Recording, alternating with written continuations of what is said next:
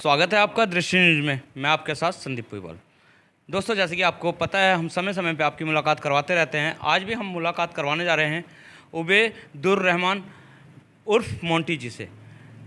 उबैदुर रहमान के नाम से कम जानते हैं, लेकिन मोंटी जी के नाम से ज़्यादा जानते हैं। और ये हैं पूर्व विधायक स्वर्गीय सरवत करीम जी के बेटे। अभी जैसे लोकसभा चुनाव गया है, पांचों की पांचों सीट जो है भाजपा के पाले में आई है। उपचुनाव भी होने वाले हैं, ख़ास तौर से मंगलौर विधानसभा में। तो क्या रहेगा असर इस चीज़ का, जानते हैं मोंटी जी से। नमस्कार मोंटी जी। नमस्कार। मोंटी जी, सबसे पहला हमारा सवाल जो है, अभी चुनाव लोकसभा के ख़त्म हुए हैं, उत्तराखंड में पांचों सीट भाजपा ले गई है और बहुत जल्द मंगलौर विधानसभा में उपचुनाव होने वाले हैं विधानसभा के। तो क्या ये असर मंगलौर विधानसभा में देखने को मिलेगा? क्या यहाँ पे भी भाजपा बढ़त करेगी? सबसे पहले तो मैं आपका वेलकम करना चाहूँगा, बहुत बहुत शुक्रिया, आप अपना समय निकाल करके आए। आपका जो सवाल है उसका मैं यही जवाब देना चाहूँगा कि इससे पहले भाजपा की सरकार रही है और तब उस टाइम भी मेरे वालिद 2022 में यहाँ से चुनाव जीत करके आए थे। यहाँ बहुजन समाज पार्टी, ये हमारी मंगलौर विधानसभा जो है बहुजन समाज पार्टी की विधानसभा है और यहाँ हमारे पिताजी का और हमारा व्यक्तिगत वोट बैंक है। तो हमें कौन जीत रहा है, सेंटर में कौन जीत रहा है, स्टेट में कौन जीत रहा है, एमपी में कौन जीत रहा है, लोकसभा में कौन जीत रहा है, इससे हमारे पे कोई फ़र्क नहीं पड़ता, क्योंकि हमारा अपने जो टीम है यहाँ बहुत ज़्यादा मजबूत है और बहुत मजबूती के साथ हम चुनाव लड़ते हैं। और हमें उम्मीद है हर बार हमारा चुनाव बढ़ता है, घटता नहीं है। हमें उम्मीद है कि 2022 से भी ज़्यादा 2024 में हमें मैंडेट मिलेगा और बहुत अच्छे मतों से यहाँ से सीट निकालने का काम करेंगे। मोंटी जी, जैसे अभी मंगलौर विधानसभा में बहुत बड़े बड़े दिग्गज राजनीतिज्ञ हैं। अगर तो बात कर लेते हैं आपकी काजी निजामुद्दीन जी की, और बात कर लेते हैं अवतार सिंह भड़ाना जी की, बहुत बड़े बड़े दिग्गज नेता जो कि उम्र में भी और तजर्बे में भी आपसे ज़्यादा आगे हैं। वहीं पे अगर जो बात कर लेते हैं कि तजर्बे की, तो आपके लिए ये भी कहा जाता है कि बच्चा है, क्या फ़ाइट करेगा। तो इस पर आपका क्या कहना है? देखिए, उन लोगों को मैं यही कहना चाहूँगा कि बच्चे में और जवान में फ़र्क होता है।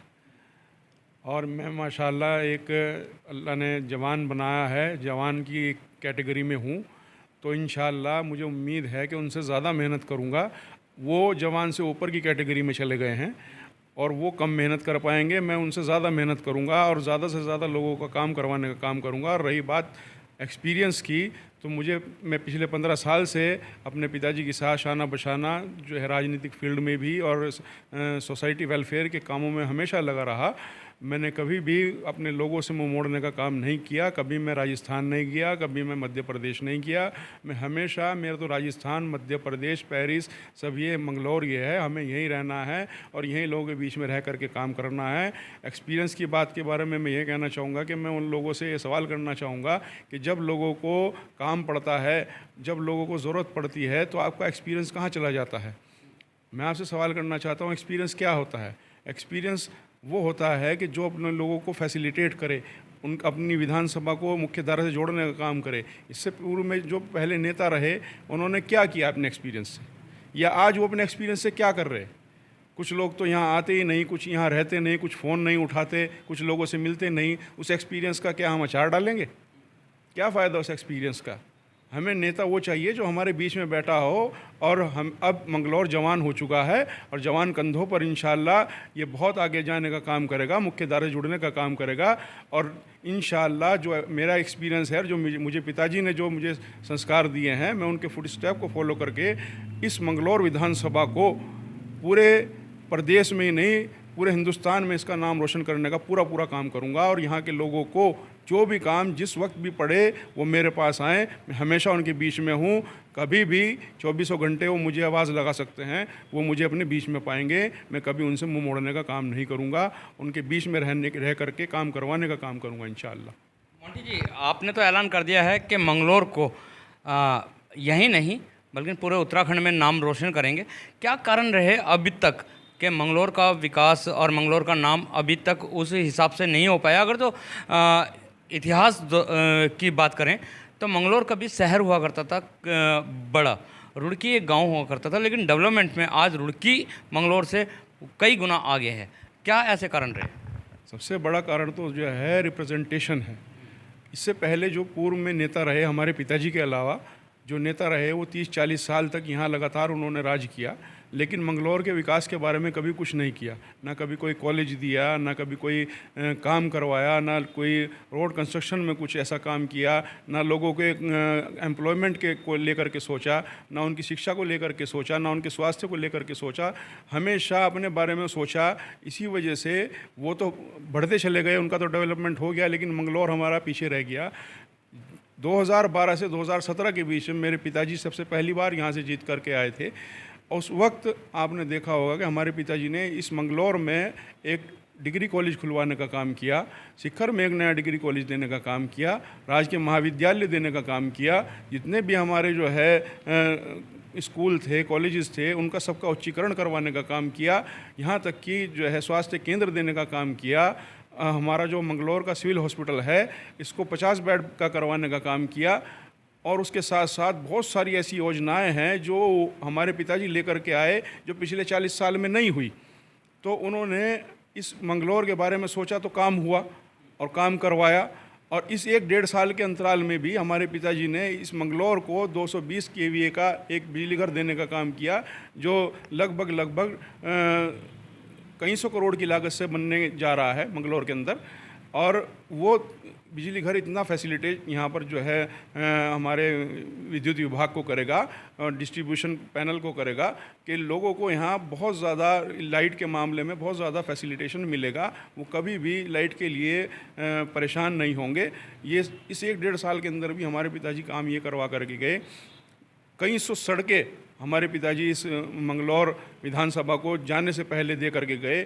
बहुत सारी सड़कें ऐसी हैं जिन पे अभी भी काम लग रहा है। कुछ काम में भी परसों ही अपने पिताजी द्वारा प्रस्तावित भगवानपुर चंदनपुर में एक सड़क का उद्घाटन करके आया। लोग बहुत खुश थे, हमारे पिताजी के साथ हैं, उनके काम से हमेशा रहे। लेकिन दुर्भाग्यवश जल्दी उनका देहांत हो गया, तो ये हमारा दुर्भाग्य है। लेकिन कहीं ना कहीं वो अपने सारे संस्कार और अपनी विचारधारा हमारे अंदर छोड़ करके गए हैं। हम उनकी सपनों को और विधानसभा को हमेशा पूरा करने का काम करेंगे, विधानसभा को आगे बढ़ाने का काम करेंगे। यहाँ के लोगों को किसी भी तरीके की कोई परेशानी नहीं आने देंगे। अभी भी किसी को कोई भी काम हो वो हमारे पास आए, खुला दरबार है। कोई काम है बताए, हम उसका काम जितना हो सके, पॉसिबल हो सके, उसको करवाने का काम करेंगे और उसके साथ खड़े रहने का काम करेंगे। चलते चलते लास्ट सवाल, पिताजी के जो सपने अधूरे रह गए, आप यदि जीत जाते हैं विधानसभा तो किस तरीके से पूरा करेंगे? और आपके भी उसमें कुछ सपने जुड़े होंगे, जैसे नौजवान हैं आप, नौजवानों के बहुत सारे रहते हैं कि इस तरीके से डेवलपमेंट होना चाहिए। देखिए, निश्चित तौर पर अपने पिताजी के सपनों को तो पूरा करूंगा ही। बहुत सारे सपने उनके छूट गए हैं, वो पूरे होने हैं। जैसे शिखर का कॉलेज है और यहाँ पर जो है एमए का उच्चीकरण हो गया, उसका और उसकी बिल्डिंग के लिए पैसा डिस्ट्रीब्यूट होना है। बहुत सारे काम हैं सड़क से रिलेटेड, रोड कंस्ट्रक्शन से रिलेटेड, बहुत सारे काम हैं। आपके जो है यूपीसीएल से रिलेटेड, उत्तराखंड पावर कॉरपोरेशन से जुड़े हुए कुछ काम हैं जो हमारे इसमें विधानसभा में होने हैं। लगभग 30 से 35 बड़े ट्रांसफार्मर मेरे पिताजी जो है प्रस्तावित करवा करके गए हैं। वो जल्दी ही मंगलौर को उनका भेंट उनके रूप में वो मंगलौर को मिलने वाले हैं, ताकि मंगलौर में कभी भी विद्युत डिस्ट्रीब्यूशन में कोई दिक्कत ना आए, परेशानी ना आए। तो इस वजह से कुछ ऐसे ट्रांसफार्मर हैं जो रखे भी जा चुके हैं, जिन्हें मैं ऑलरेडी रखवा चुका हूँ, खड़े रह करके, लोग बीच में रह करके उन्हें काम करवा चुका हूँ। उसके साथ साथ बहुत सारे ऐसे ट्रांसफार्मर हैं जो 200 का था उसको 400 का करवाया गया, जो 400 का था उसको 600 केवीए का करवाया गया।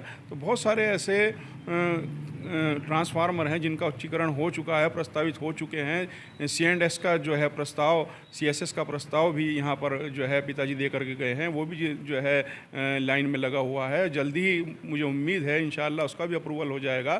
तो यहाँ मंगलौर हमारा इंशाल्लाह जगमग हो जाएगा। जो हमारे पिताजी का सपना था कि मंगलौर मेरा जगमग रहे, तो वो जगमग होगा इंशाल्लाह। और उसके साथ साथ जो और भी काम हैं जो मैंने सोच रखे हैं। सबसे पहले तो मैंने युवाओं के लिए सोच रखा है, क्योंकि युवाओं के लिए कभी कोई ध्यान उनकी तरफ ध्यान नहीं दे पाता, तो मैं उनके लिए जितना भी हो सकेगा, चाहे स्पोर्ट्स में हो, उनके एम्प्लॉयमेंट को लेकर के हो, क्योंकि एक युवा जो है अपने परिवार को पालने का काम करता है। जो बच्चे हैं उनसे भी काम नहीं हो पाता, जो बड़े हैं बेचारों से, उनसे भी, बुज़ुर्ग से भी काम नहीं हो पाता। युवा जो है वो ज़िम्मेदारी लेता है, अपने कंधों पर जो है परिवार को की ज़िम्मेदारी को लेकर के चलता है। इसलिए सबसे पहले हमें चाहिए कि हम युवाओं के बारे में सोचें, ताकि उसको एक बूस्टअप मिल सके, उसको एक ट्रिगर मिल सके, उसको स्टार्टअप मिल सके, वो आगे बढ़ सके। और इसी वजह से मैं उसके साथ कुछ उसके बारे में कुछ ऐसा करेंगे कि ज़्यादा से ज़्यादा उसको फैसिलिटेशन मिले, उसको काम मिले, वो चाहे किसी भी क्षेत्र में हो, वो अपने परिवार को पालने का काम करे और अपनी ख़ानदान को, अपनी परंपराओं को, अपने परिवार को आगे बढ़ाने का काम करे और अपने देश का, अपने गांव का नाम रोशन करने का काम करे। बहुत बहुत धन्यवाद हमारे साथ जुड़ने के लिए। तो ये थे हमारे साथ मोंटी भाई, जिनका जैसे कि आपने सुना है कि नौजवान के बारे में ही सोचता है और युवाओं के बारे में जितने भी सपने हैं, यदि मंगलौर की जनता इनको चांस देती है विधायक बनने का, तो युवा के लिए बहुत सारे कार्य करेंगे और बहुत सारे इनके सपने हैं जो कि ख़ास तौर से नौजवानों को लेके हैं, जैसे कि खेल है या खेल के मैदान हैं या नौकरियां हैं, उनको लेकर भी ये काम करेंगे। तो इसी के साथ बने रहिए, दृष्टि न्यूज़ में मिलवाते रहेंगे इस शख्सों के साथ। जब तक के लिए दीजिए इजाज़त। जय हिंद, जय भारत, जय उत्तराखंड।